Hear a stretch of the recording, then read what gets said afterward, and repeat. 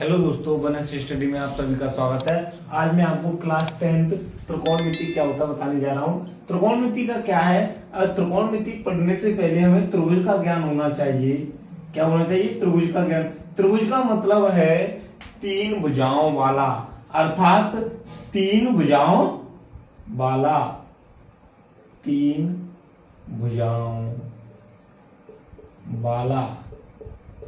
और क्या पहचान है दूसरी? फर्स्ट पहचान तो ये हो गई, तीन भुजाओं वाला होना चाहिए। दूसरी पहचान क्या है कि तीन कोणों वाला, तीन कोणों वाला। अब मैं आपको त्रिभुज के प्रकार बताऊंगा। त्रिभुज के कई प्रकार होते हैं। मान लो मैं बता रहा हूं, मैंने कुछ त्रिभुज बना लिए।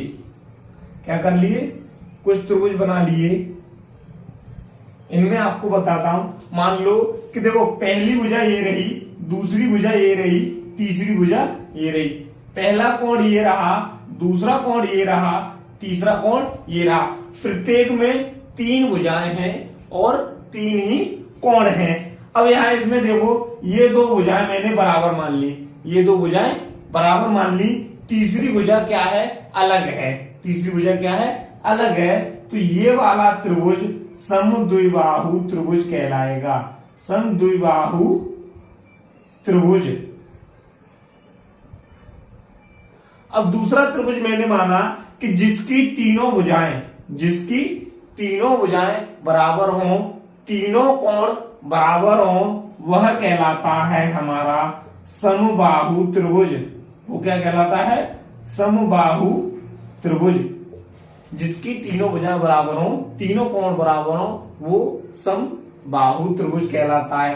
तीसरा त्रिभुज यहां है हमारा, इसकी ना तो ये भुजा समान है, ना ये भुजा समान है, ना ये भुजा। तीनों भुजाएं अलग अलग हैं, तीनों कोण अलग अलग हैं। तो ये वाला त्रिभुज हमारा कहलाएगा विषमबाहु त्रिभुज। विषमबाहु त्रिभुज। चौथा त्रिभुज क्या है कि जिस त्रिभुज में एक कोण 90 अंश का हो। कितने का हो? एक कोण 90 अंश का हो, वह कोण कहलाता है समकोण त्रिभुज। वो क्या कहलाता है? समकोण त्रिभुज। समकोण त्रिभुज। अब चलते हैं समकोण त्रिभुज के आगे। समकोण त्रिभुज क्या था? ये वाला समकोण त्रिभुज था, वाला समकोण त्रिभुज था, जिसमें एक कोण 90 अंश का था, बाकी दो कोण अलग हैं। अब यहां से त्रिकोणमिति की शुरुआत हो गई। यहां से क्या हो गया? त्रिकोणमिति की शुरुआत हो गई। अब ये कोण है, ये क्या है? 90 अंश का कोण है।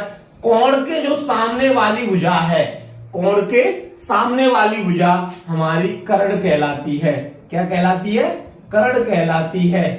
कर्ण के सामने वाली भुजा, कर्ण के सामने वाली भुजा, ये वाली भुजा, ये क्या कहलाती है?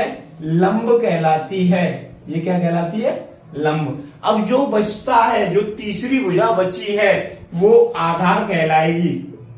वो क्या कहलाता है? आधार कहलाएगी। आधार कहलाएगी। अब यहां पर हमने क्लास 9th में पाइथागोरस प्रमेय पढ़ी थी। क्या पढ़ी थी? पाइथागोरस प्रमेय। पाइथागोरस प्रमेय क्या कहती है कि ये बड़ी भुजा का वर्ग, बड़ी भुजा का वर्ग शेष दो भुजाओं के वर्ग के योग के बराबर होता है। अर्थात कर्ण का स्क्वायर बराबर होगा लंब का स्क्वायर प्लस आधार का स्क्वायर। ये किसके बराबर होगा? कर्ण का स्क्वायर बराबर लंब का स्क्वायर प्लस आधार का स्क्वायर। इसे शॉर्ट फॉर्म में ऐसे लिख देते हैं, k का स्क्वायर बराबर l का स्क्वायर प्लस a का स्क्वायर।